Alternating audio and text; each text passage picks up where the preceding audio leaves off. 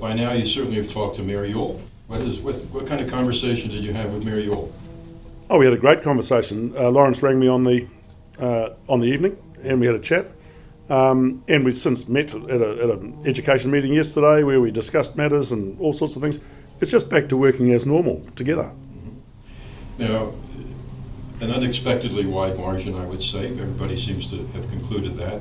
But there are 34% of the voters out there who wanted this change to occur. What do you have to say to them after all is said and done? Well, I dispute that there was 34% that actually wanted this change to occur. I think that's the problem. The proposal that was eventually put before us was entirely unfit for purpose. And so what I'd say to those people is, I acknowledge that you wanted to get to where we want to be, which is a more prosperous and stronger Hawke's Bay. I acknowledge that. I acknowledge the fact that we saw a different path to that prosperity. But now the decision has been made. We need to all work together. Forget about the hostilities, if you like. We need to work together and get on and make Hawke's Bay a better place. It was a vote against the proposition on the table. It was inappropriate, not fit for purpose, and people saw that. The proposal tried to be everything to everybody, and it ended up being nothing to nobody. It was absolutely appalling in the end. And even some of the most fervent, and the figures prove this, some of the most fervent supporters of amalgamation didn't see this as the appropriate change. So the people weren't saying to us, we don't want change. People were saying, we didn't want the change that was recommended or suggested to us. As a result of this debate, would you agree that the public probably wants to see more collaboration take place than they have seen, or at least that they've perceived? Yeah, no question about that at all, Tom. No question about it at all. The public have said they want to see us to work more cooperatively and collaboratively, and we will. And one of the issues during the last few years is because since August 2009, there's been the shadow of amalgamation hanging over Hawke's Bay, there has been one group that has been trying to show that we don't work collaboratively together. And that's all gone now. I think we're in for a period of real prosperity in Hawke's Bay as we all pull on the same end of the one piece of rope. So that sounds great, but is there something else? Is there any more concrete steps you could outline that you think would ensure that this kind of collaboration doesn't occur? Yeah, we're going to change the structure of all those things quite dramatically. For instance, we've had this what we call the Mayors and Chairs meeting, where the 4 mayors and the chairman of the regional council meet probably about 3 or 4 times a year. That's now going to be monthly. We will be having the chief executives in to report to us. We will be having Hawke's Bay LAS, a report from Hawke's Bay LAS, Hawke's Bay Local Authority Shared Services Company, to those meetings now. It's going to be a much more formal structure so we can take Hawke's Bay forward. Do you see any way of opening that up to more public visibility? It might bring more accountability to that process. I personally always believe in openness. In my council, we only handle things behind closed doors if it's absolutely essential. On balance, we would always handle things in public. And I think in time there will be an opportunity to open up that forum to the public. But we've got a bit of sorting out to do first. At one level, people talk about efficiencies and money savings and that sort of thing, and LAS has tended, as I understand it, to focus in that area, insurance savings, whatnot. There's been another argument that the region has not been sufficiently on the same page with 5 different leaders. In what areas do you think the region needs to be on the same page? Well, I think the region needs to be on the same page virtually everywhere. I mean, my bottom line in this whole amalgamation debate has been that each community of interest should decide how and where their rates dollars are spent. That's the only bottom line I've ever had in the whole amalgamation debate. So if somebody can come to me, or if I have some ideas on how we can work collaboratively together, how we can work and do everything together on one page. For instance, you'll remember I had criticism of the Great Things Grow Here campaign at the time because I believed that should have been done as a region, not from one part of the region. We should have all worked on that together. And that's how I feel about most things. We should be working together. The rivalry, let's put it that way, between Hastings and Napier is nothing new. It's existed for a long time. Is there some kind of Since 1873, Tom. competition gene in the Napier and Hastings electorates? No, I don't think there is. I mean, it would surprise a lot of people, but I actually only got into local government to try and break down the parochialism between Napier and Hastings. And I came in 2007 with exactly that intention. And between 2007 and 2009, we made a hell of a lot of progress. But unfortunately, in 2009, the spectre of amalgamation was dangled in front of us, and the whole thing broke down. During this debate, Napier put forward a proposal during the annual planning process, long-term planning process, that I guess envisioned identifying some regional functions like tourism, let's say, and perhaps funding those in a single levy region-wide. Is that the sort of thing you can imagine going forward with? Is that what you have in mind? Well, I got to tell you, Tom, that's my personal initiative. That's what I've been trying to do for a long time, and a lot of the agencies will acknowledge that. I think that everywhere we have Hawke's Bay-based organisations, Sport Hawke's Bay, Tourism Hawke's Bay, all of those sort of things, they should be funded on a regional levy basis, and you can do it on an asset basis, you can do it on a population basis. There's a lot of different ways you can do it. But it's a nonsense that those organisations have to come cap in hand to a whole bunch of different councils looking for their funding. We've always said that we need to progress that. So where would there be resistance to? That seems like such a commonsensical proposition. Where would the opposition come from? Well, I have to say, when the original paper we presented, we spread it too wide, and we included museums and things in that as well, because obviously the museum, which is based in Napier, is actually the Hawke's Bay Museum and houses the Hawke's Bay collection. But of course, Central Hawke's Bay has their own museum, Wairoa has their own museum, so we need to go back, have another look at it, and see which of those organisations is truly regional. And to me, it's absolutely essential that it's put in place. So I'm going to come back then to process. When you have an idea like that, how do you put that forward in a way that the public can get behind it, that there can be some milestones, okay, or we're working toward it, we expect this to happen in X amount of time? Where's the process for that to happen? I think you've identified something, and that is that the process didn't work before. Because we presented that as a paper from the Napier City Council, and it didn't proceed. Again, I stress, it is my view that the sword of amalgamation hanging over our head was the one thing that stopped it happening. We can put all that aside now. We can work. We're all on the same side of the fence now, and I think we can get these things working. So, okay, I'm taking from you that wasn't simply posturing in the heat of a campaign to put something forward. It was presented before the campaign. You can ask the guys at Sport Hawke's Bay, you can ask the guys at Tourism Hawke's Bay. It has always been my policy that that's what we should be doing. Okay. Lawrence Yule would go around and make his presentation about the socio-economic status of the bay, and he had all those numbers that we all are aware of. And the response to that was, well, amalgamation isn't going to address that situation, and more so than that, it's not even clear that local government has a role in those issues. But nevertheless, here we are with a not great situation in Hawke's Bay. What is, in your mind, the role of local government in dealing with those kinds of social issues? Well, let's deal with the statistics first.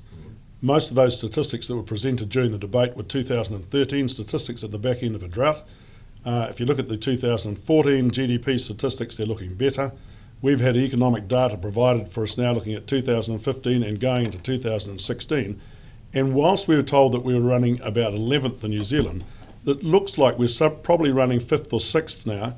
And when you realise that Auckland will always be number 1, Canterbury is number 2, Wellington is number 3, sitting 5th or 6th, not perfect, but nowhere as bad as 11th that we've been talking about. But a lot of those things that they told us that we should be doing, to be honest, Tom, amalgamation was never going to cure the teenage pregnancies. It was never going to cure excessive drinking. These are some of the claims they made. They were really just silly. Well, I think The argument behind it, however, is that a lot of money comes into Hawke's Bay, nearly $1 billion comes into Hawke's Bay from a variety of central government agencies. It's not, it's all siloed, not particularly well coordinated and so forth. And I guess the argument was that one authority, one voice contending with that would have some shaping capability to make sure that kind of spend was better deployed as we saw the needs here in Hawke's Bay. Do you think there's any merit to that? No, not really. I mean, the bulk of that money actually comes into the DHB, and that's already a regional organisation. So my view is there is absolutely no reason. Most of it, all the social welfare things, they're government agencies, they service the whole of New Zealand. So, you know, local government has a limited role to provide social activities or social outcomes. Not saying we don't have a role, but we have a limited role. I wish you would articulate a little more what you think that is, because as obviously I'm a councillor, I get people coming to me who are not very clear as to where my responsibilities lie or don't lie, but they see me as an elected official and they have a problem or a grievance or whatever, and they knock on my door, as I'm sure more so even they knock on yours. And a lot of that does have to do with kind of the folks in the community who are in greatest need, I would say, of some kind of uplifting. And they do look to their locally elected representatives to have something to do about that. Is there anything that... Oh, yeah, look, the best thing they can do is to refer them or to take them to their appropriate agency. But there are some roles. I mean, we have a community aspect to our role here, and we sponsor a lot of community activities and those sort of things. I'm not saying we're not devoid of responsibility. I'm just saying that is not the prime role of local government. Okay. Well, there is this intersectoral group. What role do you see for that going forward? Is that something that we should be building on? Yeah, I think that's a fantastic initiative, and don't forget it's originally an initiative from the DHB, from the two Kevins, Kevin Atkinson and Kevin Sneed. I think it's a fantastic initiative. I think it has huge potential for Hawke's Bay. But like a lot of these things, it started off, and dare I use the term, as a bit of a talk fest, but it didn't have anything that made things happening. It didn't have an implementation group. So now it's got an implementation group, it's got staff, it's got people that are making things happen, and things are starting to happen. So that's been a great initiative. And might that be another case where here is a vehicle that deserves a little more public visibility? Yep. Because as these are more visible, people begin to have expectations. And yep. But we've had staff on, Tom, we've had staff on that, I think probably for 2 or 3 months. It's pretty fresh, but it's the sort of thing that I think is going to be fantastic. I mean, one of the reasons people have rejected this idea of reorganisation is that we have been able to go out and tell them quietly that the structure is in place to make Hawke's Bay work well together. We just need a willingness for people to make it work. So let's come to the nitty-gritty of the people behind this. I mean, you have community leaders like Kevin Atkinson, Graham Avery, Kim Thorpe, the Tremaines, Rebecca Turner, Stuart McLaughlin, people who presumably know something about how things work or don't work in Hawke's Bay. They clearly passionately believe that there was a need to change the structure to address the concerns they had. Do you think there's anything improper about their motivation or how they saw this? Or improper is not the term. I think whatever their motivation, their plan for the future of Hawke's Bay was wrong. Because one thing that's common amongst all those people is lack of local government experience. And I would suggest that when you have a look at what we've put in place over the last couple of years, despite having amalgamation hanging over our head, the progress we've made in the last couple of years, well, certainly in the last 18 months since September 2013, the progress is tremendous. And without the threat of amalgamation, then that progress will just accelerate. So what is the, if I can use the term, healing process here? These are folks who, you would agree, I'm sure, have invested their energies in the community to try to make it a better place. All those folks have done things for the community that they have no personal benefit from. There's probably a big deflator that has occurred over the last few days. And so, as someone who represents the side, if you will, that's prevailed here in this debate, how do you plan to engage those folks, or reach out to them, or do you? We certainly do. I mean, it's absolutely required of me to reach out to those people. And just let me give you a quick example. You're probably aware that Simon Tremaine produced a video which I found very disappointing, where he talked about his 30 or 40 horrible years in Hawke's Bay. One of the first people to offer me their congratulations was Simon Tremaine on the night of the poll. I went straight back to Simon and said, Simon, thank you for your comments. We'll meet up for a beer over the next couple of weeks and have a yarn. And he came back and said, yep, we all need to pull together now. That's how I do it, on a personal basis, Tom. It does seem, though, that the campaign got a bit nasty at times, it seems to be, and that there was a lot of deriding of some of those folks. It's rich people, it's this, it's that. So there are some wounds out there, I would suspect, and probably something concrete has to be done, what you say, to get over that. Well, you don't want those people to just turn off to engagement in the community. I want them to be part of what we're going to do in the future. And, I can't go and smooge up to them all, but, my door is always wide open. And I'd love them to come and visit me and talk about their ideas for the future of Hawke's Bay. I'd love them to be part of the future of Hawke's Bay, and I'm sure they will be. But, as you say, there's a few wounds to heal up, and that's not going to happen overnight. But we need to get on with the job of making Hawke's Bay a better place. They are every bit as part of it as I am, and I look forward to working with them all. There's not one person, despite the fact that there was a few barbs thrown from one direction or another, there's not one of those people that I wouldn't be happy to work with in the interest of Hawke's Bay. Mm-hmm. So does that extend to Bay Bus, which you've described, I think, as a political propaganda journal? Well, I think it is. I think it is, and certainly in the amalgamation debate, it was nothing but. But there's no reason why, as long as Bay Bus has decided that they want to be positive about the future of Hawke's Bay, there is absolutely no reason why I wouldn't be involved with Bay Bus. Is this part of your charm offensive? It's not part of my charm offences. You might be aware that I was not elected Mayor of Napier because of my good looks, or my charm, or my wit.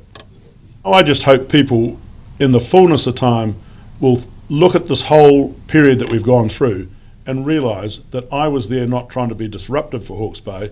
I was there trying to ensure that Hawke's Bay had an absolutely appropriate future, and 2/3 of the people in Hawke's Bay agree with my plan.